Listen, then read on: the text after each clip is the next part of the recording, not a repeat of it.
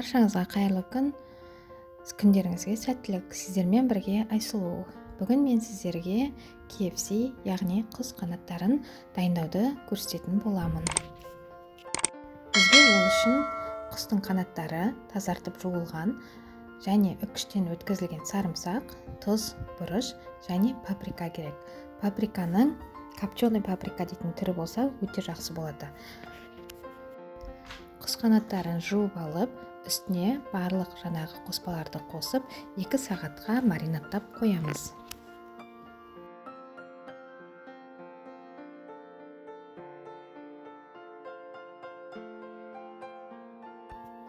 Екі сағат өткеннен кейін біз енді дайындап пісіруге кірісеміз. Ол үшін оттың астын қаттырақ жағып, үстіне көбірек май құямыз. Және бізге осындай снэк бар дейтін крылышкеге пісіруге арналған қоспа қажет. Видеода көрсетілгендей бірнеше бөлігін саламыз да және үстіне су құйып қою масы жасаймыз. Қою болғанда да қатты қою емес, қоймалжымасы дайындалып шығу керек.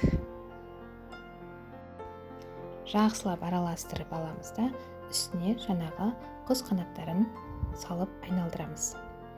Және одан кейін бізге панировочный сухарики, яғни олар өзі жаңағы құс қанаттарын пісіруге арналған, KFC пісіруге арналған панировочный сухарики бар. Соған бір айналдырамыз. Және оны қызып тұрған отқа жақсылап 18 минуттай қуырып аламыз.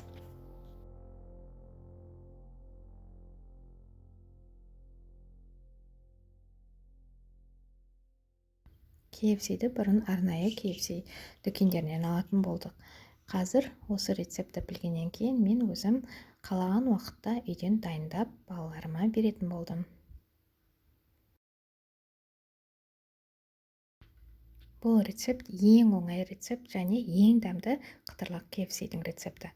Сондықтан сіздер де отбасыларыңызға дайындап, балаларыңызға үй жағдайында KFC жасап беріңіздер. Достар, менің рецепттерім сіздерге ұнаса, менің каналыма тіркеліп, лайк, комментарий жазып, және достарыңызға таратыңыздар. Рахмет, сау болыңыздар.